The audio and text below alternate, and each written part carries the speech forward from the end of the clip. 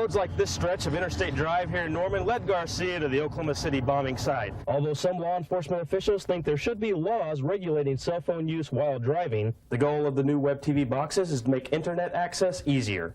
These are the very steps leading up to the Booyah's apartment. And as they were walking up, they saw the burglar coming out. Senate Bill 270 would give Oklahoma cities more power to make railroad crossings safer. These are some of the graves that the city wants to relocate. However, the families of some of the deceased here simply say no. Reporting from the Brookhaven Cemetery, I'm William Davis.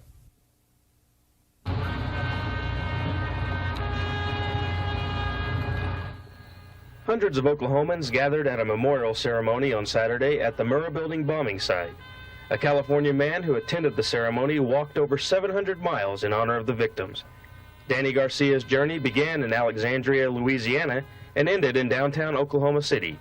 He says the inspiration for his walk came from the children. I really believe that God wanted me to do this walk and do it for the children who had passed away in the bombing, but also for the children who are alive today, to give them some hope. In addition to Garcia's will to walk, his public relations assistant says the people of Oklahoma have helped make the trip easier. Oklahoma has been just incredibly giving and loving and very receptive to what we're doing. Roads like this stretch of Interstate Drive here in Norman led Garcia to the Oklahoma City bombing site. And although it was a journey he said he knew he had to take, it wasn't always easy. Sometimes the wind is hitting you, so for every one step forward you take 2 steps backwards. What happens when the pain is so great that you're limping in one leg and you're wondering, how am I going to go the next 10 miles? Putting the pain aside, Garcia keeps walking for the children. Pastor James Larson says he's a champion. Children are really suffering today, and to have Danny come along and be a champion for children and really show that burden, possess that burden, and carry it out, it's wonderful. It's godly, it's biblical, it's American. Everybody loves children. Despite the obstacles encountered during his walk, Garcia says it's a time he will always remember. Obviously, I'll never forget this, and I don't think the people who've walked with us will either. We've been able to, through God, touch and reach so many people. With his work done in Oklahoma City, Garcia is planning his next walk from Florida to New York, all in the name of children. William Davis, Norman News. Thanks, Tamara and Roy.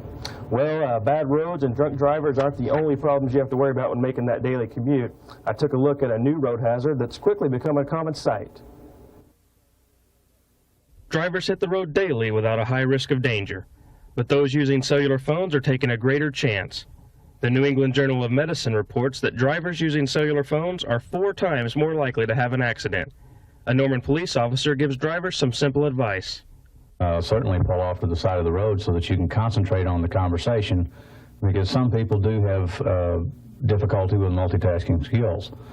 Although using cellular phones in a car is legal, Larsh says there is a city ordinance that can be applied to distracted drivers.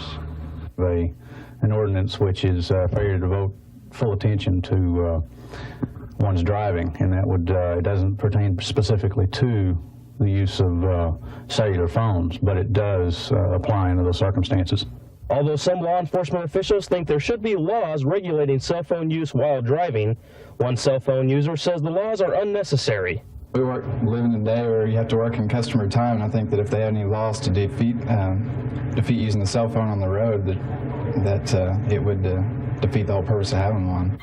Despite the dangers of cellular phones in driving, one dealer says there are many reasons for owning a cellular phone. Provides a lot of security and mobility with your communications. If you're stranded on the highway and you break down, easy access to emergency vehicles such as the Highway Patrol, State Trooper, or towing facility.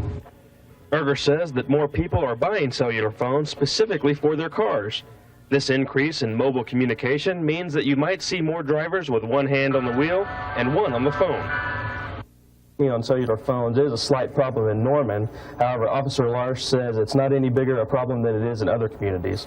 In fact, some drivers even use their phones to report crimes and even accidents, which is beneficial to the police department.